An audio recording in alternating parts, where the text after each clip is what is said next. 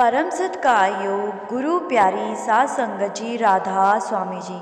संगत जी, यह साखी एक सत्संगी भाई ने सेवा के दौरान संगत को सुनाई थी।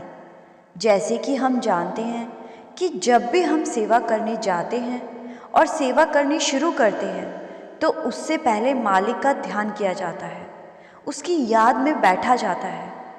सभी संगत से विनती की जाती है कि कृपया 5 मिनट मालिक की याद में बैठें, नाम सिमरन करें और उसके बाद ही सेवा शुरू होगी। तो ऐसे ही सेवा लगी हुई थी। उस जत्थे का जो सेवादार था उसने यह साखी सभी संगत को सुनाई थी। वह मैं आपसे साझा कर रही हूँ।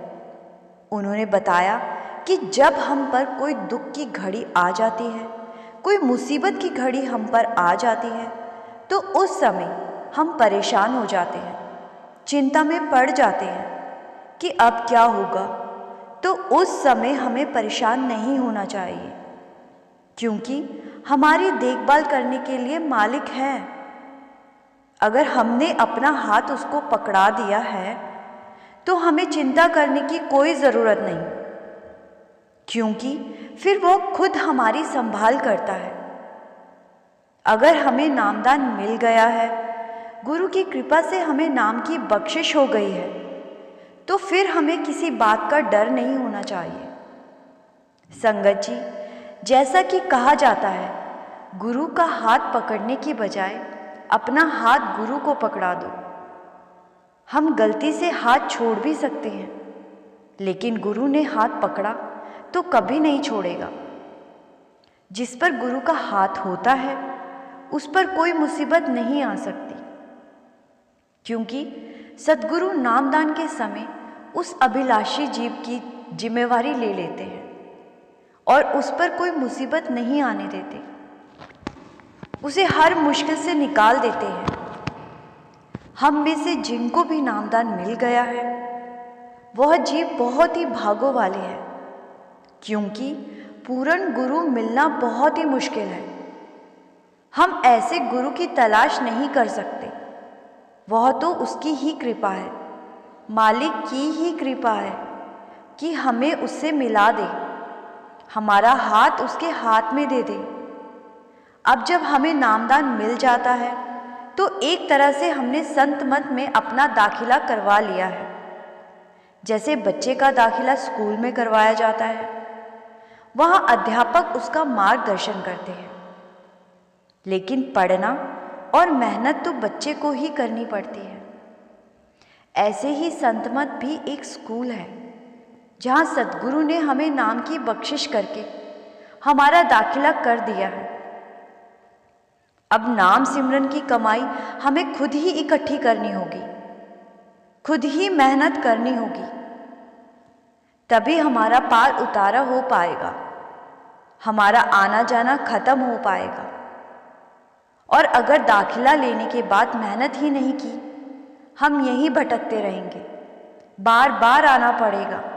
और आप जी ने फरमाया कि हम दुख की घड़ी में तो मालिक को याद करते हैं, लेकिन सुख की घड़ी में उसकी याद ही नहीं आती। हम दुनियादारी में इतना खो जाते हैं, दुनिया के झमेलों में इतना खो जाते हैं कि हमें उसकी याद ही नहीं आती। तो ऐसे ही बाबा फरीद जी हुआ करते थे, जो कि बहुत ही पहुंचे हुए महात्मा हुए थे, जिन्होंने मालिक की भजन बंदगी का प्रचार किया, उसके नाम का प्रचार किया, और जैसा जीवन व्यतीत करते थे वैसा ही उनकी संगत करने वाले लोगों को भी वैसा ही आचरण रखने के लिए कहते थे। अक्सर देखा जाता था कि जब सब लोग इकट्ठे होकर फरियाद करते थे तो बाबा फरीद जी भी उनमें शामिल होते थे। जब उस कुल मालिक के आगे फरियाद की जाती थी, सब लोग फरियाद के समय मालिक से सुख मांगते थे कि हमें सुख देना और मुसीबतों से बचाए रखना।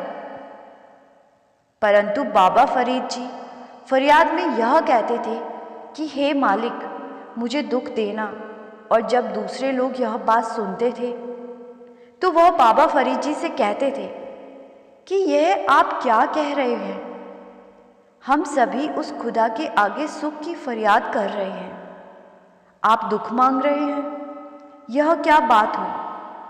तो बाबा फरीद जी मुस्कुराए और उन्होंने इसका बहुत ही सुंदर तरीके से जवाब दिया कि अगर मैं मालिक से सुख मांगूंगा तो मुझे उसकी याद ही नहीं आएगी। मैं तो फिर इस दुनिया के सुख में खो जाऊंगा, और जो खो जाता है उसे मालिक की याद कहाँ से आती है।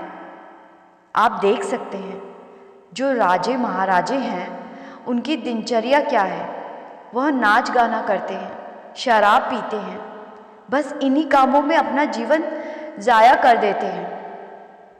उन्हें उस कुल मालिक, उस खुदा की कोई खबर नहीं होती, क्योंकि वह दुनिया की इस सुख में, दुनिया की इस माया में इतने खोए हुए हैं कि उन्हें सत्य की कोई खबर नहीं, मालिक की कोई खबर नहीं।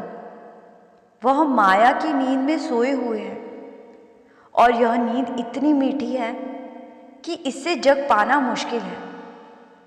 अगर गुरु की कृपा हो तो इससे निकला जा सकता है, इससे बचा जा सकता है। और दूसरी तरफ देखें, जिन्हें दुख होता है वो हर पल उस मालिक को याद करते रहते हैं कि हमें बख्श लो, हम पर रहम करो। वह मालिक से हर पल एक तरह से जुड़ जाते हैं, क्योंकि उससे जुड़ने का कारण वह दुख ही है। अगर दुख नहीं होता तो उन्हें उस खुदा की कोई याद नहीं आनी थी। अब दुख है तो उसकी याद आ रही है। ऐसे ही अगर दुख होगा तो हम उससे जुड़े रहेंगे, उसकी याद हमें आती रहेगी। सत्य की खबर हमें होगी, हमें याद रहेगा कि ये संसार एक माया जाल है, सत्य तो कुछ और ही है। तब हम इस माया की नगरी से आज़ाद हो पाएंगे, हमें मुक्ति मिल सकेगी। अगर सुख में रहे तो हमें उसकी कोई याद नहीं आएगी। हम सुख में इतने खो जाएंगे कि अपना सारा जीवन इसी माया में ज़ाया कर चले जाएंगे। इसीलिए मैं उस खुदा के आगे फरियाद करता हूँ कि मुझे दुख देना, ताकि तेरी याद हर पल मुझे आती रहे। साध संगत जी, बाबा जी ने भी कहा है कि सुख और दुख जिंदगी का हिस्सा है, परंतु चाहे दुख हो या सुख हो, हमें उस कुल मालिक को याद रखना है, उससे जुड़े रहना है। दुख की घड़ी हो या सुख की घड़ी हो, हमें बिना नागा भजन सिमरन करना है।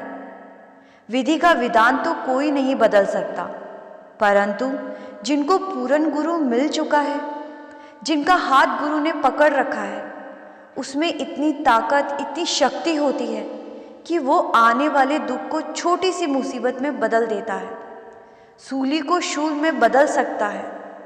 इसीलिए दुख की घड़ी आए तो हमें घबराना नहीं चाहिए, भजन सिमरन करते रहना चाहिए। दुख और मुसीबत को सद्गुरु अपने आप संभाल लेंगे।